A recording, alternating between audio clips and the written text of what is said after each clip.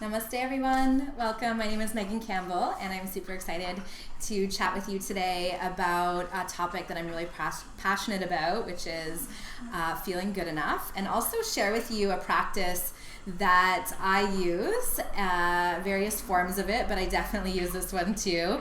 And it's super simple and quick and easy to remind you that you are good enough. So before we kind of dive into that, I just really quickly want to go over this idea of what not feeling good enough is, so we're all on the same page, understand what we're working with.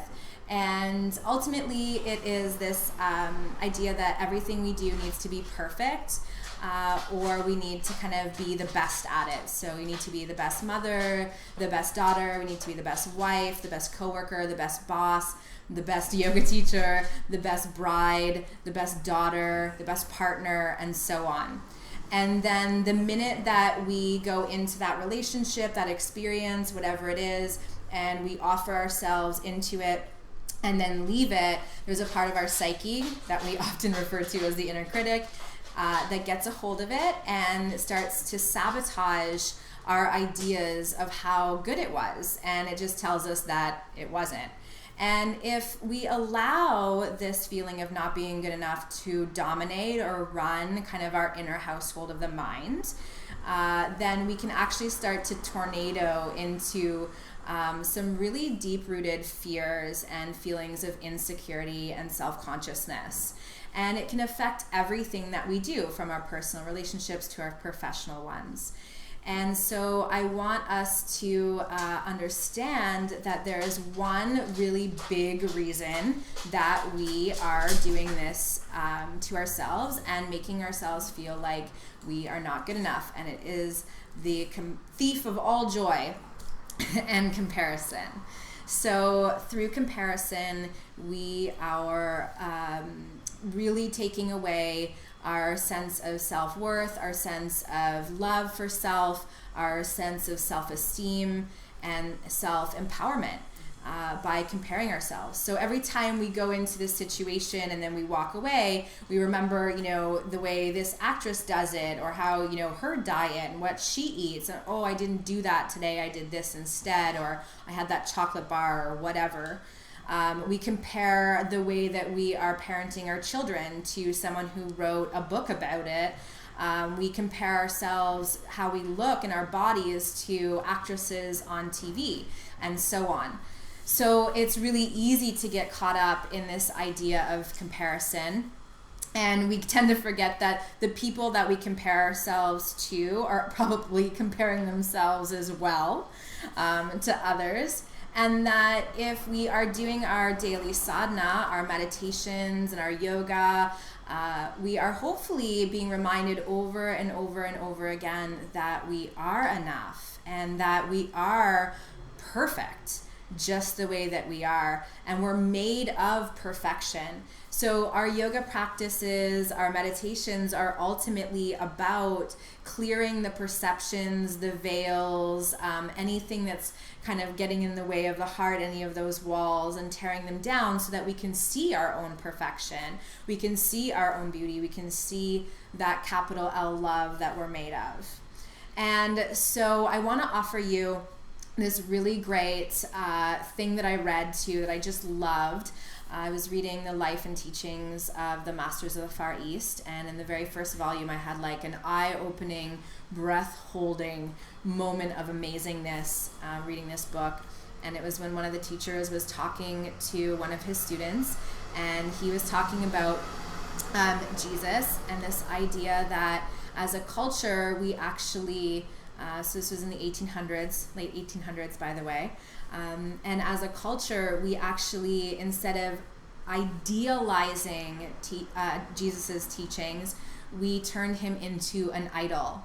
And with that, we began the process of forgetting that we are completely capable of Christ consciousness as well.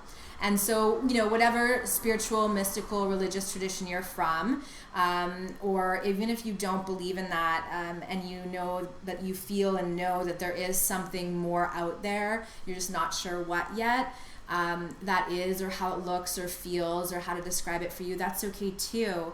But the understanding is that we are completely Lola wants in. She loves being on TV. Lexu, there you go. Say hi.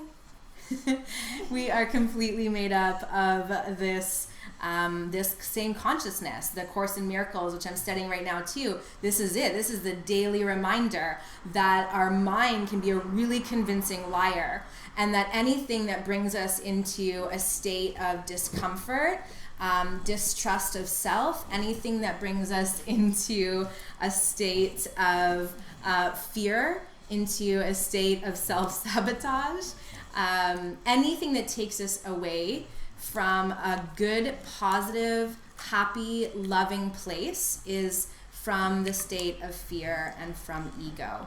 And so ultimately our job then is to find ways to continuously train the mind to come back into these places. And one of them is understanding that we are more than enough. So stop idolizing and start practicing the ideals. So if you look to somebody that you say, wow, I really love her confidence, or I really love her fierceness, or I really love whatever it is, instead of becoming jealous or projecting this ideal or idol, or ideals onto an idol, I should say, then you become that energy in which you want to cultivate. So you become the ideal. So that's the first thing.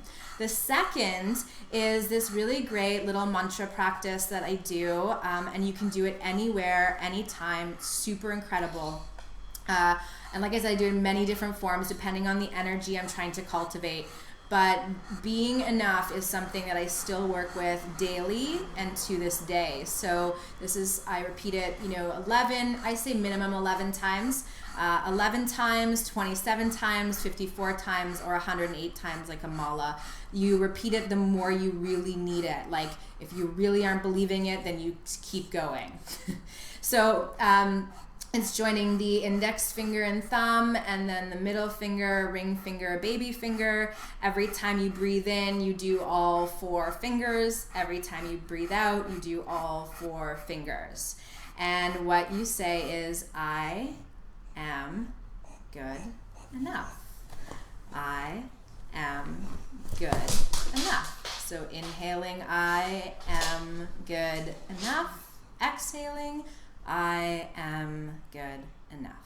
And so you repeat this 11, 27, 54, 108 times, whatever you need.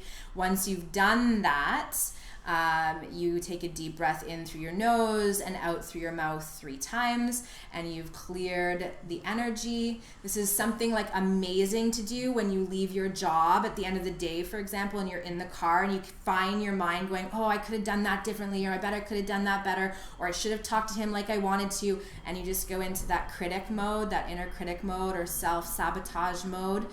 I am good enough. Or if you need to, that was good enough. One hand on the steering wheel, other hand with your mantra.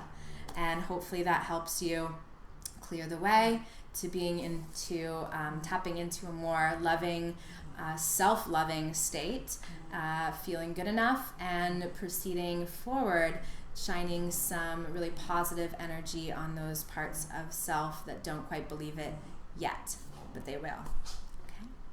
Namaste. Thanks for being here.